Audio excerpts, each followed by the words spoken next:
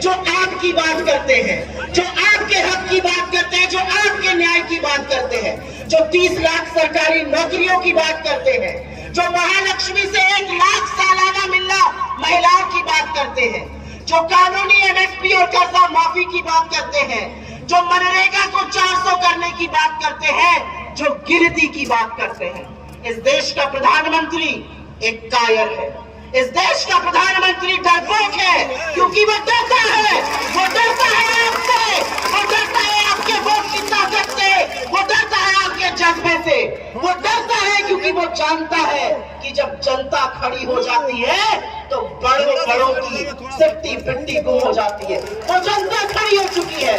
2024 में वो होने जा रहा है जो इस देश में 2004 में हुआ था।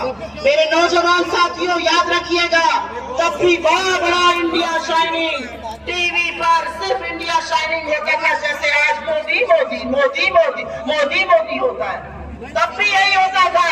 और तब आपके जैसे लोग, आपके जैसे किसान, मजदूर, महिलाएं, बुजुर्ग, युवा खड़े हो गए और तख्त बदल दिया, सरकार बदल दी और यूपीए की सरकार लाए। आपको फिर से वही करना है। आपको अपने हक की लड़ाई लड़नी है। आपके सामने प्रत्याशी है जो पढ़े लिखे हैं, कर्मठशील है, संघर्षशील है और आपकी लड़ाई लड़ेंगे।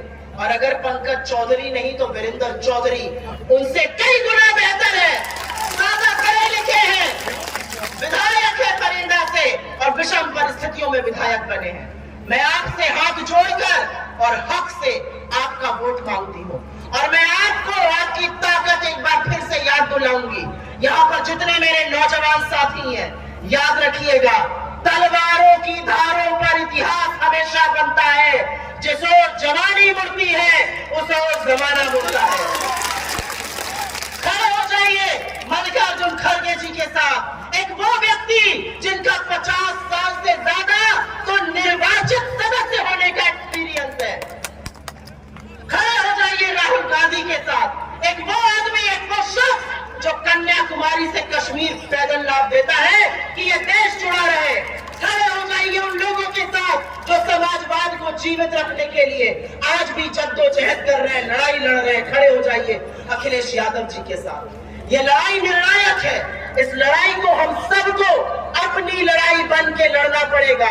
महाराजगंज में हर बार पैसे का दुरुपयोग करके, हर बार सत्ता का दुरुपयोग करके एक ऐसा व्यक्ति चुनकर जाता है जो सदन में आपके लिए एक शब्द नहीं बोलता। एक ऐसे व्यक्ति को चुनिए जो आपकी बात करेगा, जो पुलिया की बात करेगा, जो सड़कों की बात करेगा, जो बांधों की बात करेगा, जो रेलवे लाइन की बात करेगा, जो बंद चीनी मिलों की बात करेगा। हम भी चाहते हैं हमारे युवा यहाँ रहे, यहाँ नौकरी करें, यहाँ रोजगार पाए। और मैं अपनी बहनों से और भाइयों से एक बात कहना चाहती हूँ, नून तेल तरकारी सब बहुत महंगा हो गया है। रोटी बदलिए, नहीं तो रोटी के भी लाले पड़ जाएंगे। मैं जानती हूँ आप लोग रात को एक रोटी कम खा के बाबू को पढ़ाती हैं कि बाबू कुछ बन जाए।